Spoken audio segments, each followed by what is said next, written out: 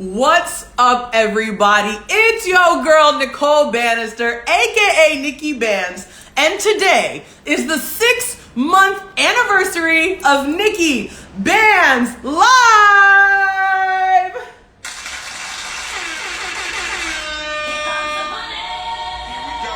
Here we go, party people! It has been 6 whole months of NIKKI Banz Live, and we have such a special show in store for you today. Now, for those of you in Cape Town and across the African continent, I know this timing is a little bit off. This timing is a little bit early for you today, but that's because my guest for today is coming to us from Port Moresby, Papua New Guinea.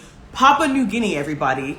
AKA PNG for short. And I'm telling you, I'm sure most of you have never ever talked to or met someone from Papua New Guinea, so this is going to be a treat. Anyway, all that being said, this fantastic woman is 8 hours ahead, so we've moved the show forward so that we can accommodate her time zone. Because you know me, you know NIKKI Banz, I'm very accommodating. You know, I want guests from all over the world. I want an international audience, no matter where you are in the world. So that being said, we gotta shift the show time up, then that is exactly what we do. All right, party people, like I said, today is the 6-month anniversary of NIKKI Banz Live, and honestly, I am speechless. I cannot believe it has been 6 whole months of this incredible show. When I first started NIKKI Banz Live, I thought, you know what, maybe people aren't going to watch.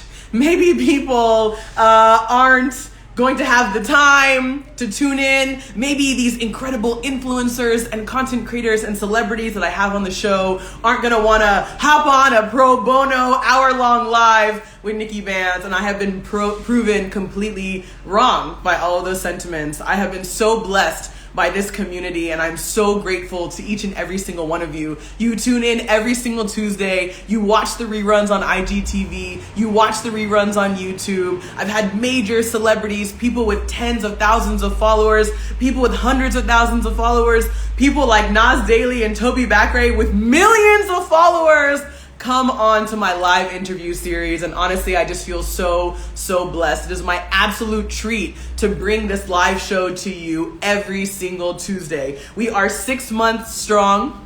We have had 26 guests up to this point, 26 guests representing 15 different countries, and today is guest number 27 and country number 16. So I am so incredibly excited. Once again, thank you for vibing with me. Thank you for rocking with me for 6 months of NIKKI Banz Live. Cheers to another 6 months. Cheers to another year. Cheers to another 2 years.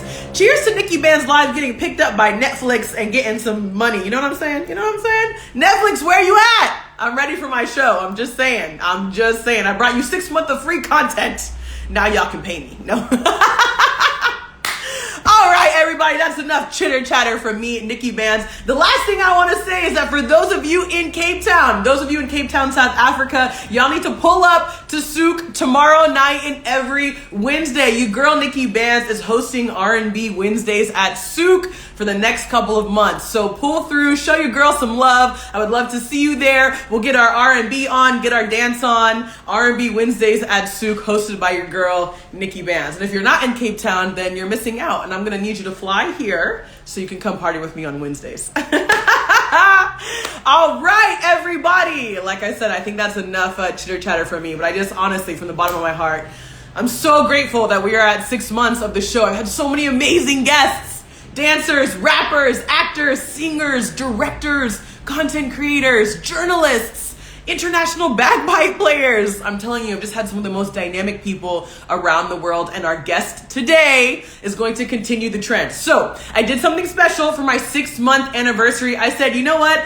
I'm gonna put a competition out there. So my next guest for the 6-month show, right? It doesn't have to be an influencer. It doesn't have to be a celebrity. It doesn't have to be somebody with a blue tick. It just needs to be someone from the audience, someone from the fans, someone from the people, the real people. Honestly, NIKKI Banz Live would not be a success without each and every single one of you tuning in every single week. So I wanted to bring an opportunity for the fans to come on the show. So today's guest is someone who entered my 6 6-month anniversary competition, and she is the winner. All right. Her name is Yanamlyn Yana, aka Lynn, aka Conscious Kumo, and she is one of the leading youth activists in Papua New Guinea. This girl has done it all. I'm telling you, I have met her in real life a couple of times because I have been to PNG, as you can see by my Kumo's jersey, my amazing shells, my amazing bracelets. I whipped out all the Papua New Guinea swag for you all today, and I know Lynn and I are going to talk about this soon. But this woman is an incredible activist. She fights tirelessly for the rights of women and children in Papua New Guinea. She is combating violence against women and children in PNG, and she is trying to shift the system both from a social level, a cultural level, and an institutional and political level to actually make sure that people in rural areas have access to quality education, quality healthcare and health services. And I'm just telling you, she is actually an absolute all-star. I mean, this woman has met the Obamas. So I don't think she really needs a blue tick next to her name because she's clearly a superstar, if you know what I mean. So enough talking from me, Nikki Banz. I cannot wait to bring Lynn onto the show right here. I see people in the chat box. Hello, Deborah. Hello, Murali. We've got so many people. We've got so many folks tuning in. Julia, Lena, Charlotte. What's up, party people? We've got so many people who are excited, and I know more of her fans are going to come on now. So I'm going to give y'all a drum roll, a classic drum roll, and I'm going to bring her on for today's 6-month anniversary edition of Nikki Banz Live. Here we go.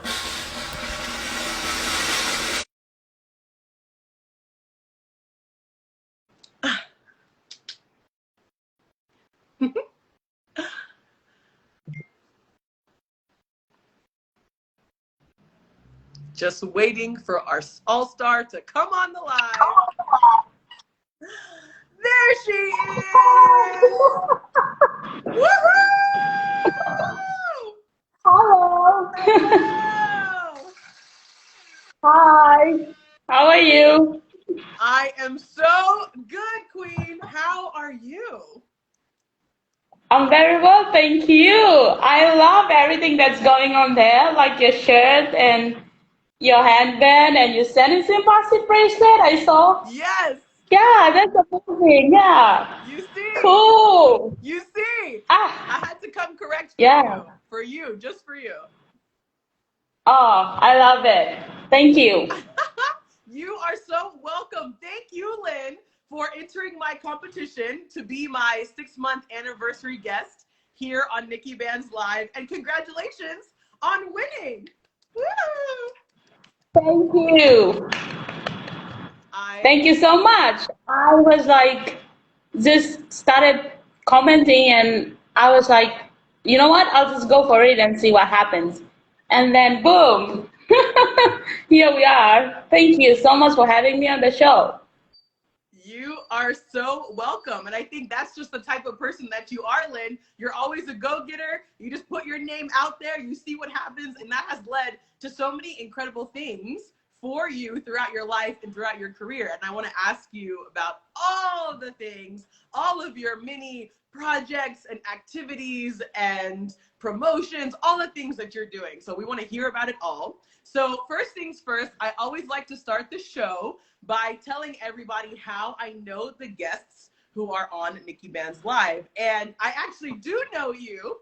We have met many times before. So the first time that we met, Lynn, was in Port Moresby. I was hosting a workshop there, combating gender-based violence and, sort of creating strategies for men and women to be better allies around their sexual health and relationships. And you came in representing the PNG Tribal Foundation. You gave an amazing, talk to these young people, these young Papua New Guineans who were being trained at this workshop, and you hosted this amazing movie screening for Sinistan Passin, which is this really powerful documentary about GBV and PNG. And so that's how we first met, and then we've just been friends ever since.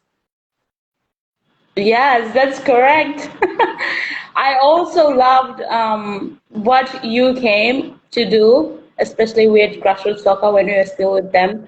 And the programs that you ran with the youth, I think it was very incredible to see them upskill themselves and to be able to connect with the people and the peers wherever they are working in. So it was awesome, and I think it's a great program that you did to the participants, and I believe like to this day they appreciate that, the skills that you have given to them. So amazing work.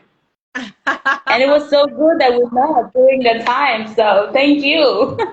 I know, I know. I'm so glad we met, and we've kept the relationship strong ever since. So now to have you here on NIKKI Banz Live is truly an honor. So this is going to be awesome. I'm so excited. And I think the first question that I'll ask you, I mean, obviously I gave you an introduction sharing all of your accolades and highlights and things like that, but I would love to hear in your own words, when you meet somebody new, when they say, hey, Lynn, we need you to come do this thing for the UN. Hey, we need you to go talk it up with the Obamas. You know, when you introduce yourself for the first time, how do you introduce yourself? What do you say? Well, that's interesting. I just say I'm a Papua New Guinean and I'm a Melanesian, and that represents the way that we do things in our communities, and especially generally in Papua New Guinea. Like most of the time, when I go to a community or when I go to school or something like that to talk to people or even to events or like the program that I went to for Obama Foundation, most of the time people ask me where are you from, and then I say Papua New Guinea, and most of them don't know where that is. So sometimes I have to take time to introduce to them where Papua New Guinea is and where it is located. But generally, I usually tell them I'm a Papua New Guinean and I love my country, and I am also Melanesian by heart because Melanesia is like a region of people who are like Papua New Guineans, and they share the same common ways of doing things, cultural ways of doing things. So it kind of like gives me that, what will I say, that community feeling where I'm not just Papua New Guinea, but I am part of Melanesia, I am part of Pacific, and I'm part of the bigger Oceania continent. So, well, it's sometimes hard to introduce, like, if someone asks me in a nutshell, what I tell them is I'm like I said, Papua New Guinean. But when I go specifically, it's either a youth advocate or women's insurance right advocate or something like that. So I always associate it with my passion when I'm introducing myself to someone. Yes. I love that. And I think I really like the fact that you touched on, you know, your Papua New Guinean heritage and your, you know, Melanesian heritage, which I think is something that's so super important.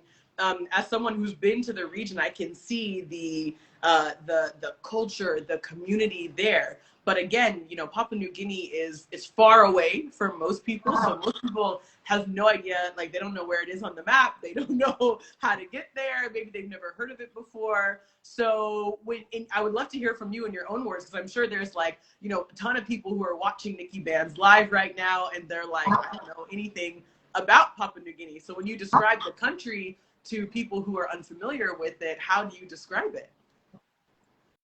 Absolutely. So Papua New Guinea is one of the second largest islands in the world, and it contains some of the most diverse group of people in terms of culture and tradition. It is located to the north of Australia, and we are sharing the other half of the island of New Guinea. So West Papua is on the western side, and we are on the eastern side, if I'm correct on that. And most of the time people say PNG is, Papua New Guinea is the land of the unexpected. I always don't want to agree with that, but most of the time it's true because, you know, there's one day something is going on, and then the next day there's another thing going on. But it's just, if you look at how the world has portrayed PNG, I guess, in terms of media, you will see that there's so many negativities about the country in terms of, you know, the corruption as well as violence that is happening in the country, but that doesn't like fully represent the beautiful people of PNG. You come and then you get to know the people, and you will fall in love with the culture and the tradition and our way of we. I always like to say we are very simple people, very simple.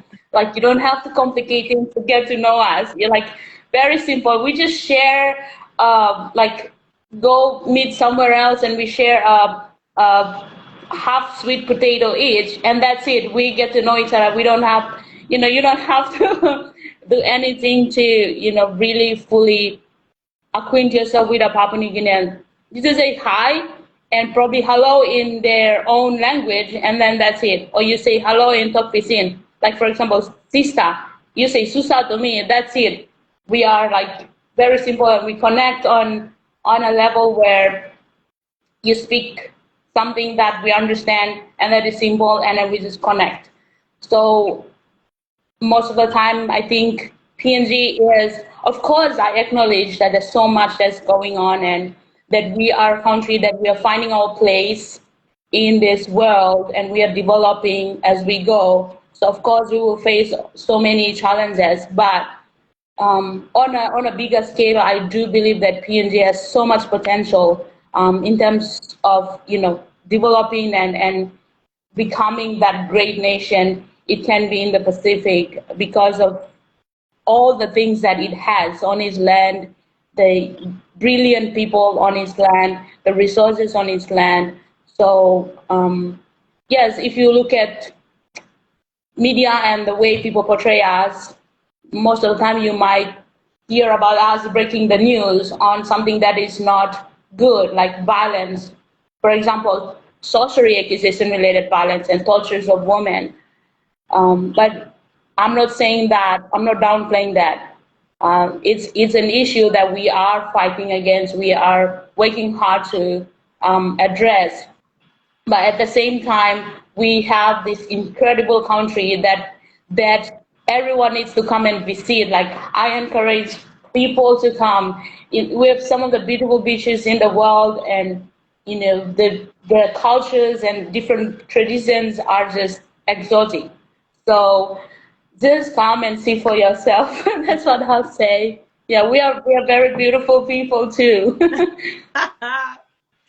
I completely agree with that. Beautiful people, beautiful cultures, and you touched on a really good point, right? Which is that the media, the Western media, or the media of the global North, will oftentimes vilify countries like Papua New Guinea, and the only media attention that you'll see is really, really negative. And there's a difference between what the media portrays and what's happening in politics, and sort of the everyday people and the lived experiences in the day-to-day. And my experience every time I've been to Papua New Guinea, and I think I've been to PNG 4 times. I've been to both Port Moresby and to Mendi.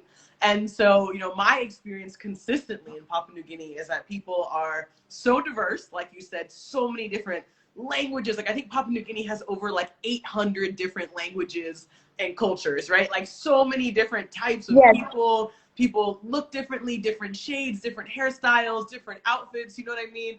And then people are just like so warm and so inviting. There's this culture of gratitude. There's a culture of giving. It's the reason why I have all this stuff. All this stuff I'm wearing, my shells, my Citizen Passin bracelet, my jersey, these are all gifted to me. You know what I mean? Like, people are just like so generous.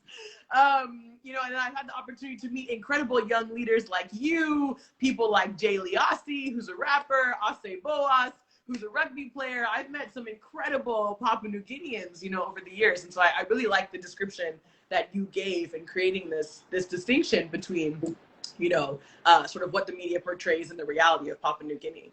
And so with that being said, I'd love for you to elaborate a little bit more on your Instagram handle, right? Your handle is Conscious Kumal. And for people who are watching NIKKI Banz Live that don't know what a Kumal is, tell us what a Kumal is, and tell us why you chose that name as your Instagram handle and what you're trying to do with the page.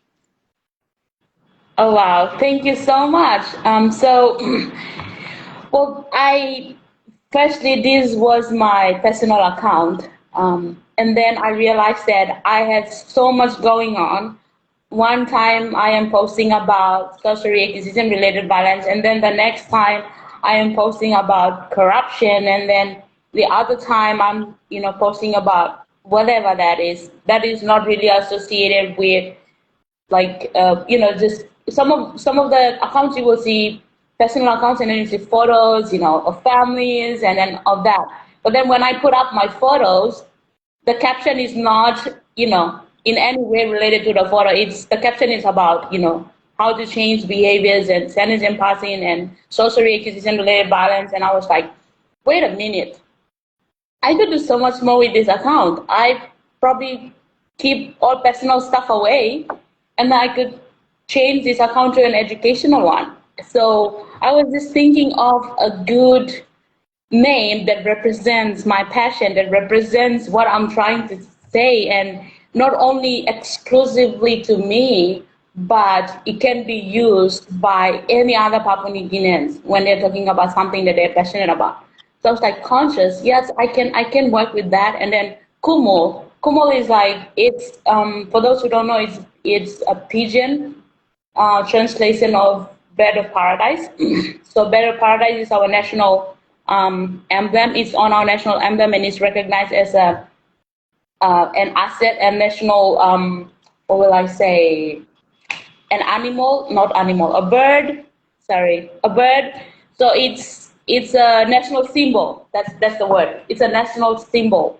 So I said, okay, I'm a Papua New Guinean, and I am conscious about the issues that are affecting my community and my country. So why not conscious Kumu? So it basically means to being awake and being aware of the issues that are affecting you as a Papua New Guinean, or me as a Papua New Guinean. So any person who is aware of the issues that they're talking about and they're fighting for, that is affecting them as a Papua New Guinean, that's the kind of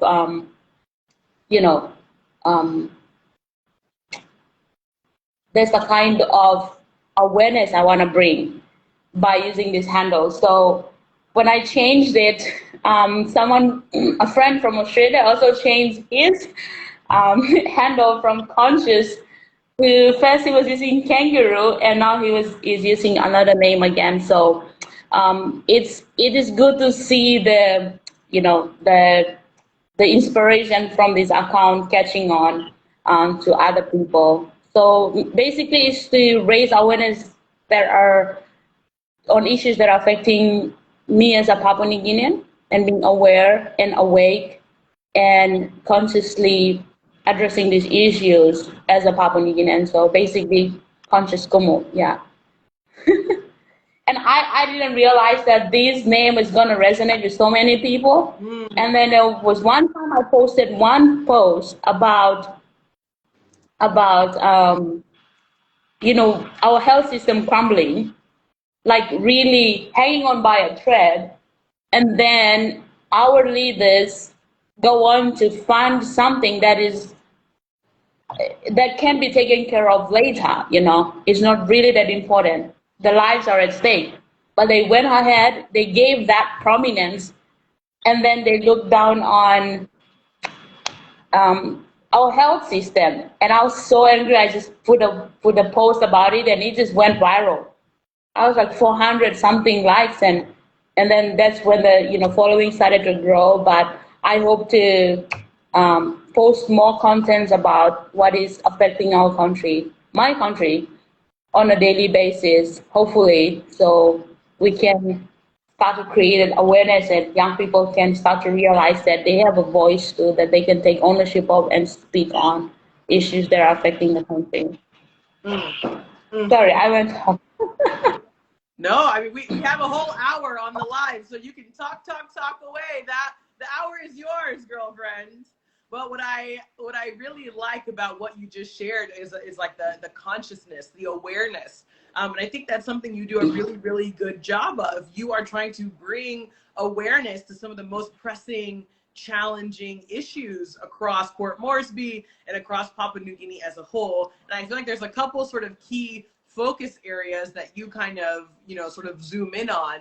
And so I'd love for you to talk a little bit more about some of the key issues that you think are sort of the most pressing in PNG, and some of the ones that you share like most frequently on your page. I mean, I know what they are, but I'm like, rather you say it and you share about it.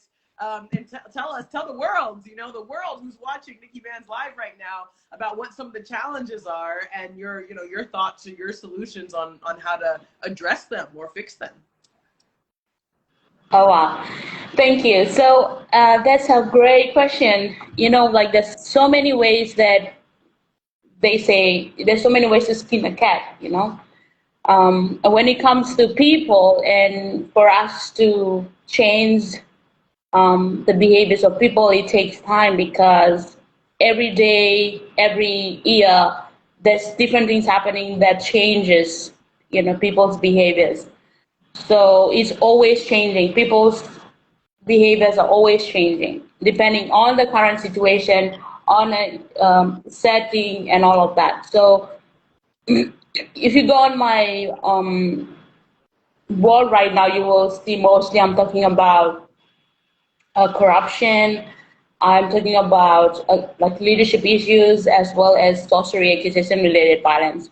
I know probably most of people know about gender-based violence, but like I feel like this is a platform that I can talk more about sorcery, accusation related violence than gender-based violence, because there's so many people who are already aware of gender-based violence.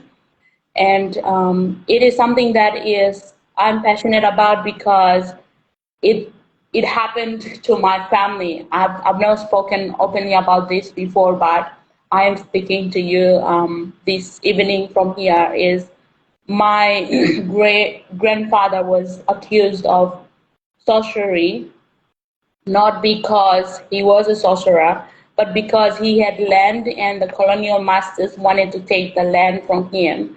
So they went through the people, other people, to convince my grandfather to give away his land. But he said, no, I will not give my land away, because where will my grandchildren sit when they arrive on this land or on this earth? And so they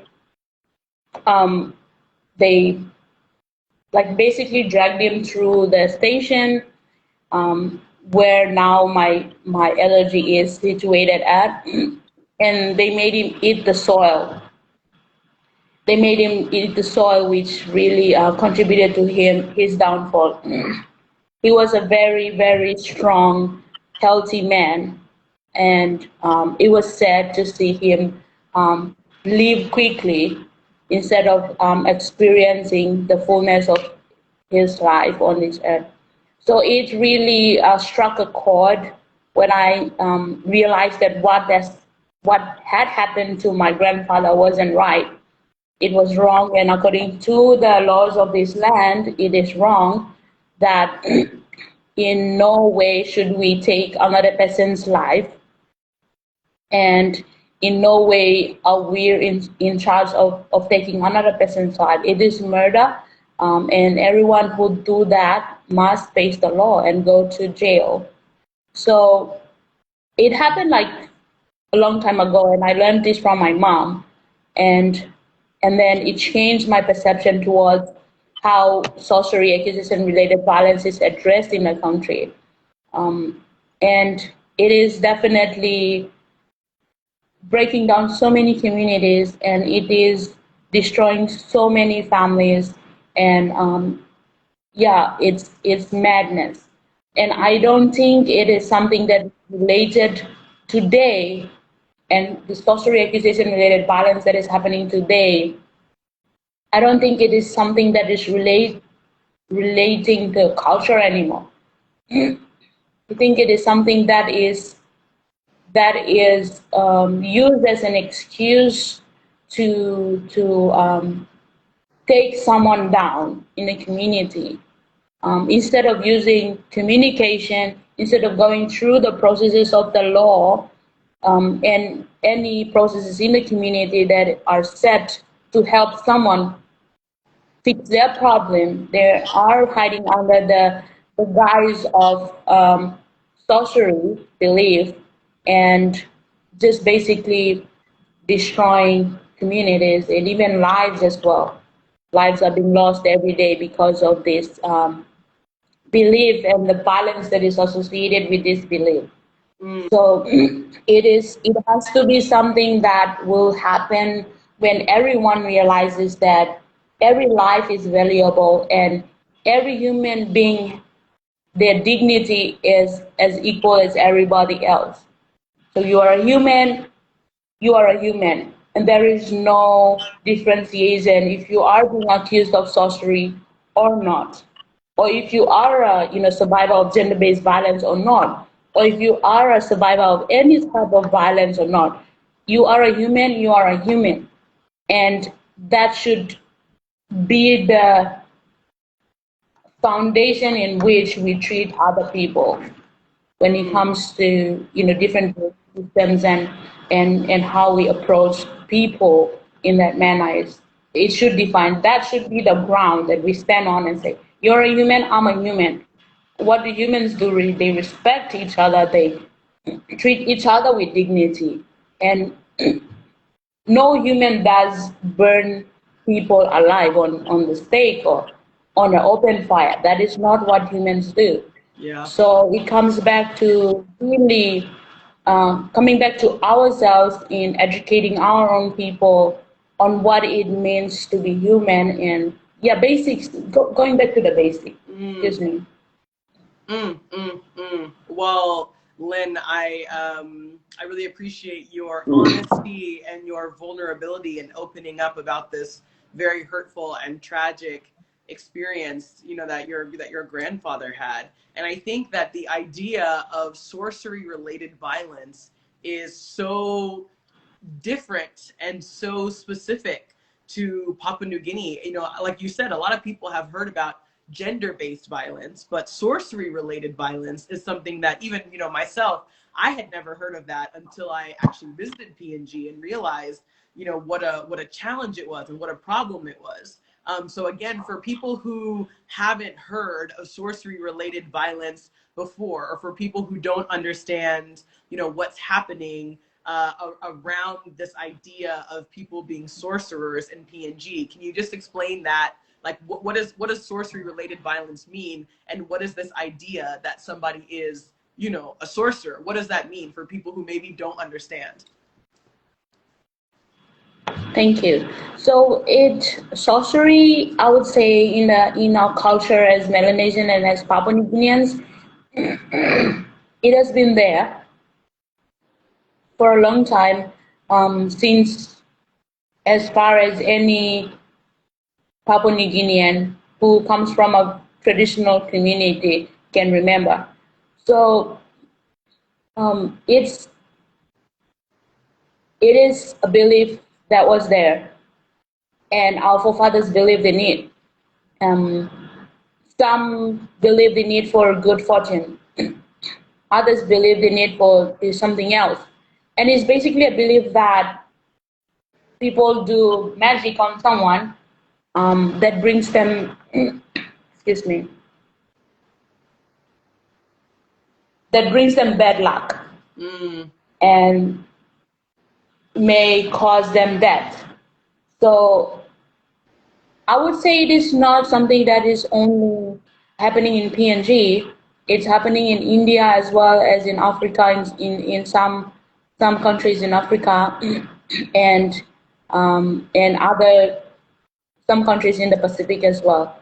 So it is a global problem, and one thing that is happening in Papua New Guinea right now is more people are aware of it and they're reporting it. That's why it's being reported over and over again in the news, because people are aware that this is not right and they are starting to report it. And so we are seeing more of it in the news. When I said that it is a belief that is ancient in so many traditional communities, I am not giving it, a legality in terms of, yes, you can believe in it. No, that is not my point. I am acknowledging that I'm a traditional woman and I come from a traditional community. I come from a tribe as well. And as tribal people, as cultural people, we have these belief systems that are there. But I have come to a point in my life where I'm saying, okay, what are the beliefs, traditional beliefs that are good for me that I can take on and then pass it to the generation that are yet to come? And what are some of the belief systems that are not good that I should do away with when I am walking into this contemporary developing nation of PNG? So it's um, when I say that that is an ancient belief, I am against the violence of it. If we look back into the past, our ancestors have not done this to anyone ever in a communities, like torturing women, burning them on a stake with hot iron rods. I'm I'm sorry that I'm gonna be using graphic languages, but it is as horrible as it gets, and um, I am not. I am against this. I am against this belief in terms of what it is doing to the people and the result of this belief. So when you like, for those who do not understand the concept of sorcery, maybe you know about vampires. You've probably watched Vampire Diaries. And many of our communities here in PNG are illiterate in a sense that they don't know much about how to speak English language. They are literate in so many other areas, like their own language, Takusin, but not the English language. So when it comes to media and when it comes to what the Hollywood talks about and produces, it has an effect on the community in terms of the existing belief and what the television does it to these existing beliefs. Like, for example, watching vampires and having the actors rip, make it look like the executive producers make it look like the actor is ripping the heart out of someone and then is eating it or something, is holding it like that. It's not real. That particular scene of the Vampire Diaries is not real at all. Or if they come and they with their fangs and then they try to suck the blood out of your neck, it's not real. These are, and some things are taken as real, and then it reinforces the idea that okay, maybe sorcery is real and this is what happens to people. They take hearts out because it's happening here. They're doing this right here. It's probably true. So it's like everything, like someone is talking to an accused woman, and this is the language that they're using. Yes, you have taken the heart out of my son and you have to put it back in. And that brings me to just the state of the health care in the country is like contributing directly to it. It's so it is so overwhelmed with COVID and with not good structures in place in terms of improving them. Of course, there are good structures in place, but it hasn't been implemented by responsible people who are in the relevant spaces to make these things happen. So, contributing towards the health sector, and how how many of our rural clinics and hospitals are, and the way they're set up in terms of they're not being fully equipped to take care of the majority of the population, then it weighs down on people who are sick and then want to go get help, but they cannot get help. And then the only way to point it to someone else's downfall is to scapegoat someone in the community and say, you have killed my son, you have killed my daughter. And then it's like, you see the connection? like because they cannot get the proper health care that they need, and then there's so many sicknesses that causes death, and we are not fully aware of these different types of sicknesses that are causing deaths, Right. and it cannot be properly diagnosed. So, because of the lack of proper and quality health care, then the only way we are taking is to scapegoat someone in the community and say, you are a sorcerer, you have taken the heart of my son out, put it somewhere on the tree branch, and you have to bring it back and put it inside the person in order for them to breathe again. But that person has died from TB or malaria or asthma. Right. Like, so Right. there's so many connections there that we are, who are working in this space, when we go to communities, we try to talk, in a way that we cover all grounds. So we do not leave any options for someone to say, hey, it's like this, or it's true, and something like that. So it's, yes.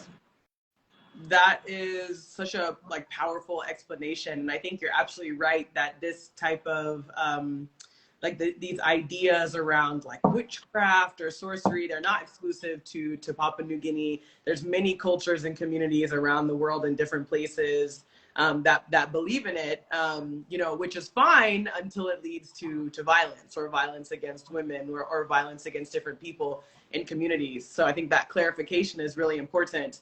And I think, Lynn, this is one of the things that I mentioned at the beginning when I was introducing you, is that you are one of the leading youth activists in PNG, and you're not afraid to shout out the Prime Minister on your page. You're not afraid to go after people who are being violent against women or violent against rural communities. You're not afraid to sort of stand up and put your voice out there and say, this is wrong, I disagree. And your whole Conscious Kumu page, is really about that. You're fighting for the rights of rural hospitals. You're fighting for the rights of men and women and children. And so sort of two questions, a two-part question here. The first part is like, how did you first get into this work, and what was the thing that motivated you to become this activist and this advocate, this fierce advocate for the rights of people? And then on the other hand, the second question is, what keeps you motivated? What keeps you going? And seeing and hearing about all these challenges, all this violence. Like, I can imagine it's quite difficult on your soul, to hear all these things and to read about all the violence and hear about all these challenges, but still you keep fighting. So how do you persevere and keep going? So yeah, so first question is how did you first get into it? Second question is how do you maintain that resilience and keep moving forward and fighting the good fight? Thank you. Thank you, Nicole. So I always ask myself this question: if it's not me, then who? If it's not now, then when? Like, that question keeps on coming back. Of course, most of the time, I try to point fingers at people and others, leaders in the community. But at the end of the day, I look at myself and say, I think back and say, I could be doing something as well. So what really got me into this is, I come from a very, I'm from the bush. I always like to say I'm from the bush. My team called me tribal ninja. They'll sign off and say tribal ninja. I mean, that's one of the names that they gave to me. Someone said rock star to me. So like, I have so many of these really different names. So to each person in my group or tribal, they have a different name for me. Someone gave me tribal ninja, someone gave me rock star, and I don't know what else they're gonna call me. So coming from a very remote village and having to experience the hardship of walking and then just to go to school, and even all the way to come to Port Moresby, it kind of like opened my mind to see that my community is not the only community that is existing in this entire world. There's places outside of this little community that I come from. There's places outside of the mountains and all of that. So I wanted to be better. I wanted to prove that, women and girls can do it as well. They can like go further in the education. They can even go finish university. So in my community, that's not something that, I mean, it has been before. Now it has gradually changed, and female children are going to school and all of that. But it has like really given me that push to like, we can do this, and we can change the perception. If someone can do it, break the ceiling and then break the door open and then just make the way out, and everyone will follow.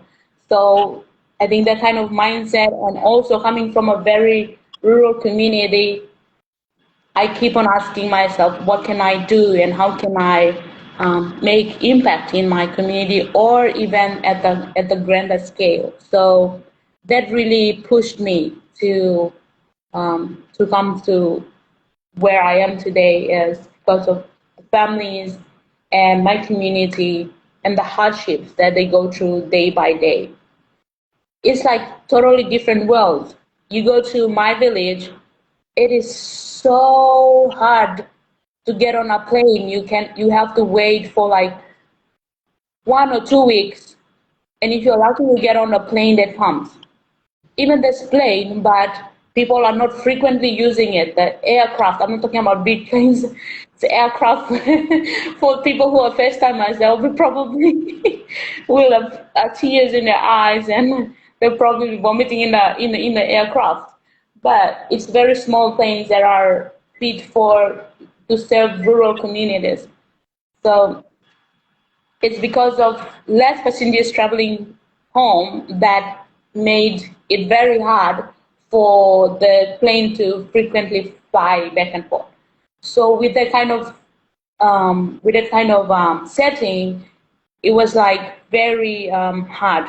So I saw my mothers, some of the mothers give birth, and then they have to lose, either the mother goes alive and the child dies, or the child goes alive and the mother dies, because of lack of basic medical health care and healthcare professionals.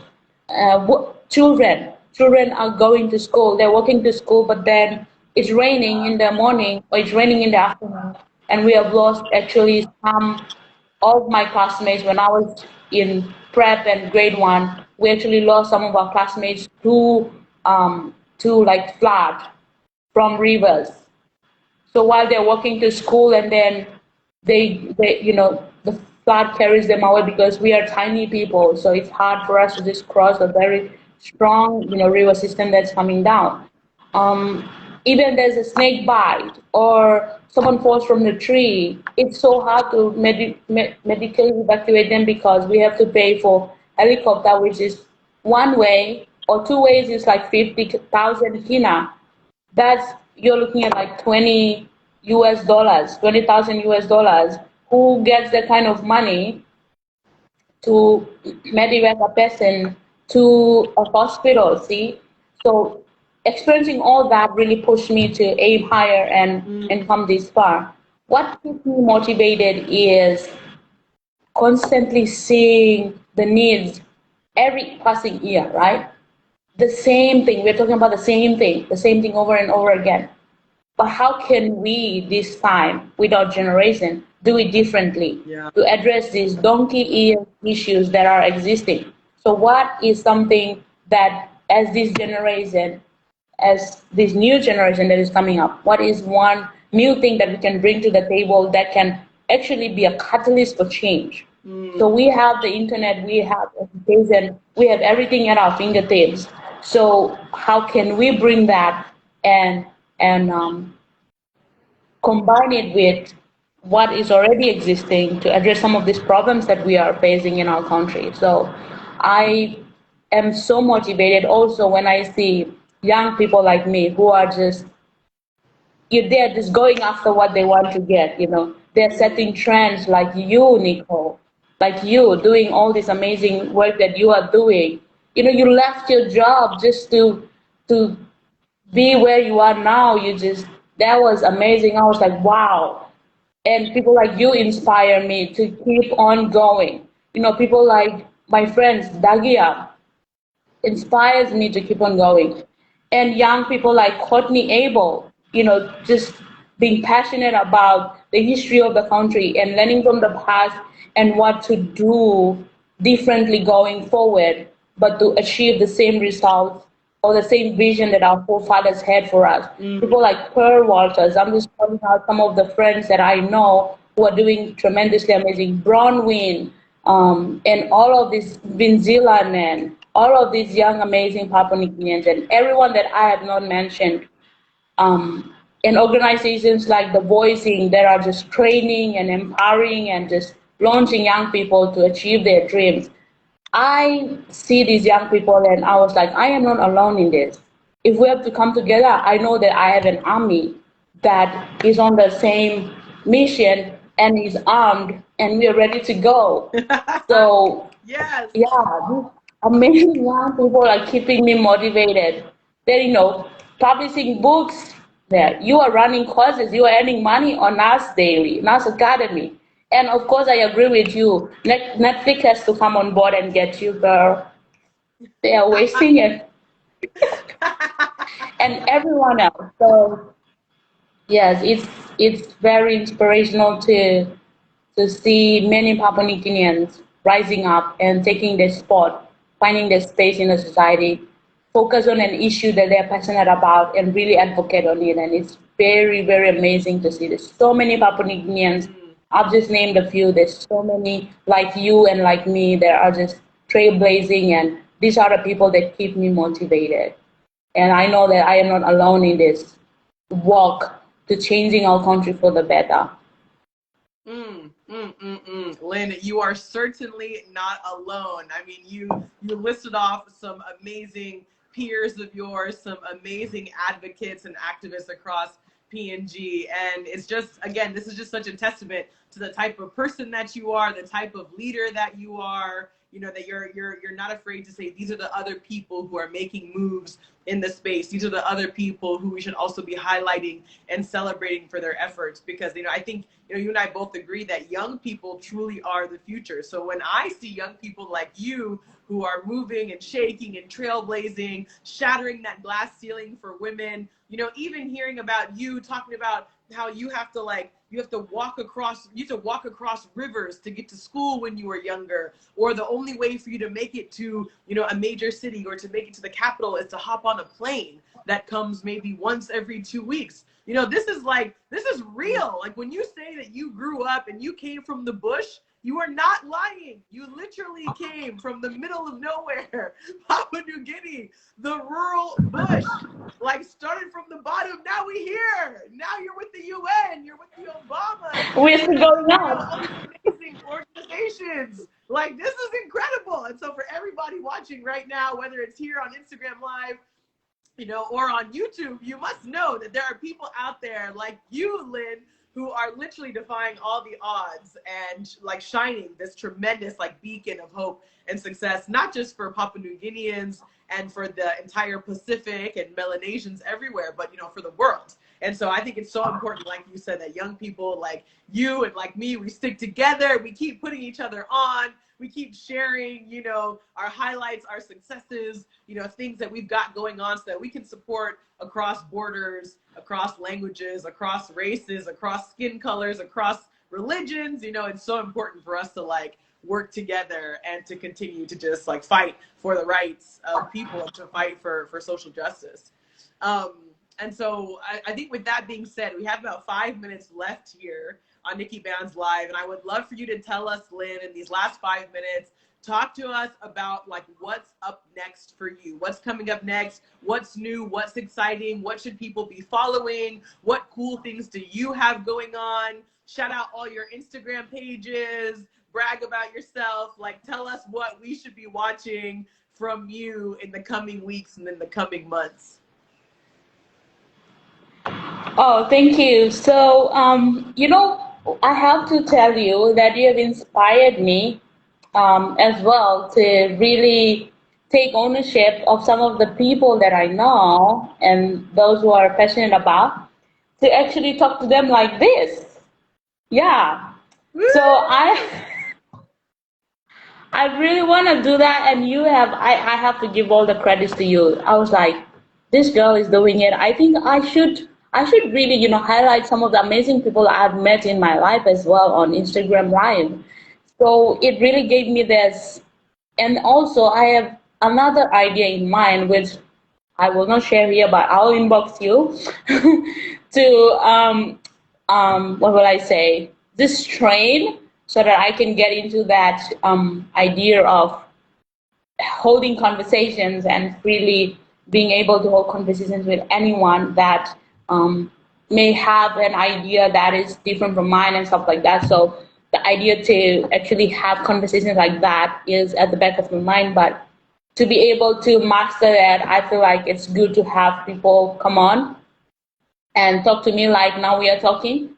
So it's interesting that I have several people already, and one of them is a governor of a province, is a member of parliament. So I'm excited to have him and really open up these conversations. Like get people to talk about issues that are like they're passionate about, or something that they are good at, and really show that to others. So that's in a pipeline. That's definitely something that my followers can expect, is that we are launching a live Instagram session. So all thanks to Nicole Banister, aka NIKKI Banz Live. And I have a plan to launch a Conscious Kumu merchandise, and that's on Conscious Kumu shop. So I really wanna have this going so people can wear, and it can start a conversation. You wear a shirt, you wear a merchandise, and it starts a conversation. Get that conversation going. So that's something. In terms of basically what I'm up to, there's so many things to do in terms of the fight against gender-based and sorcery, accusation, and related violence. So I am really, really committed to it this year. I don't know what is in store for me because I have kind of applied for some programs, but I'll see what happens. But I feel like this is a fight that I will give my life to until I can live for something else. That or live for something in a way to what will I say? Um, Live for purposes of studies and stuff like that. But for work and stuff like that, I feel like this cause is important, and the moment we talk about this and try to talk more about this issue, it can get as many attention, get laws passed, get people starting to do this, take ownership of this issue, and talk about it in all communities, schools, corporate houses, and stuff like that. So I'm very happy about that.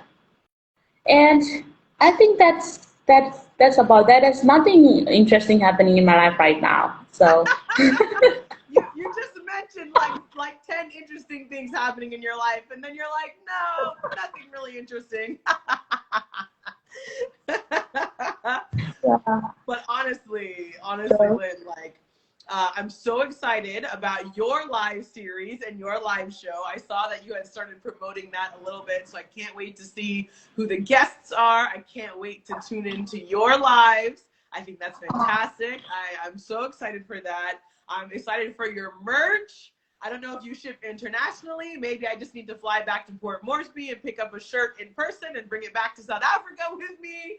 But I'll figure out a way to get a Conscious Kumo shirt, some way or another. So I love that. And honestly, we're all rooting for you. Even in the chat, people are commenting. This one person commented, New Belia commented, Yana is such a strong, passionate young leader. Well done. Keep up the great work you're doing. So people love you, friend. People truly love you. I love you. And it's just been such a joy to see you grow and to see you flourish. Love you too.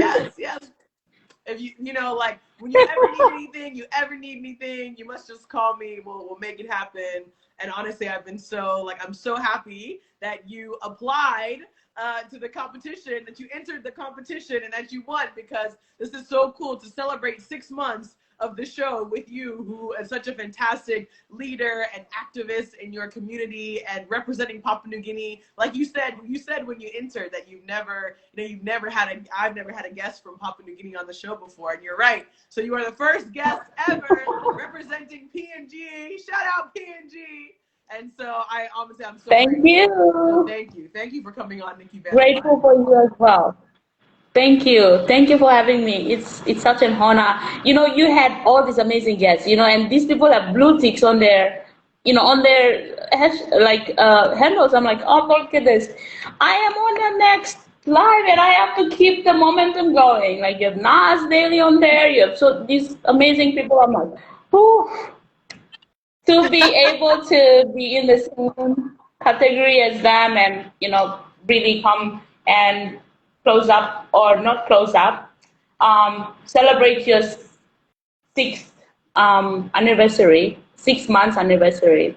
Is such an honor. So I feel so blessed and honored to be part of this amazing list of guests you have. Oh, thank you.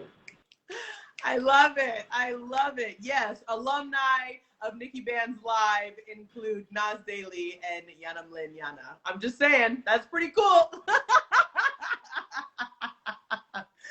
He knows I have a photo with him, but I don't think he knows he recognizes me. So, but it's interesting. He follows you. He follows you, girl. He does. Nas Daily follows you. And I remember awesome. he sent me that picture. And he and I, if you watch that interview, he and I actually talked about Papua New Guinea quite a bit, because he was like, oh, Papua New Guinea. And I was like, even me, I've been to Papua New Guinea. And we talked about it for a little bit, because it's like, it's so rare that you meet people who are like, I've been to Papua New Guinea. But me and Nas Daily, we've both been to PNG, and we both have pictures with you. So I'm just saying, you're a superstar. Thank you. Well, my hello to Nas. If you happen to, say hello to him, probably say hello from PNG. Yes. Yes, I will do. I will be seeing him in a couple weeks at the Nas Summit in Dubai, and I will let him know that he has a super fan in PNG. Oh my God. That's awesome. Amazing. Thank you so much. Thank you so much to everyone who's here on IG Live, to all of you watching the rerun on YouTube.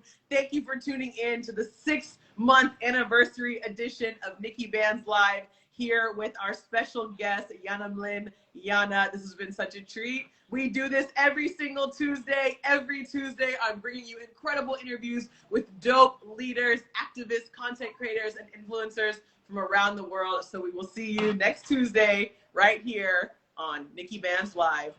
Thank you, Lynn. Have a beautiful night. I'll chat with you again soon. Thank you, Nikki. Shout out. Bye-bye. Bye.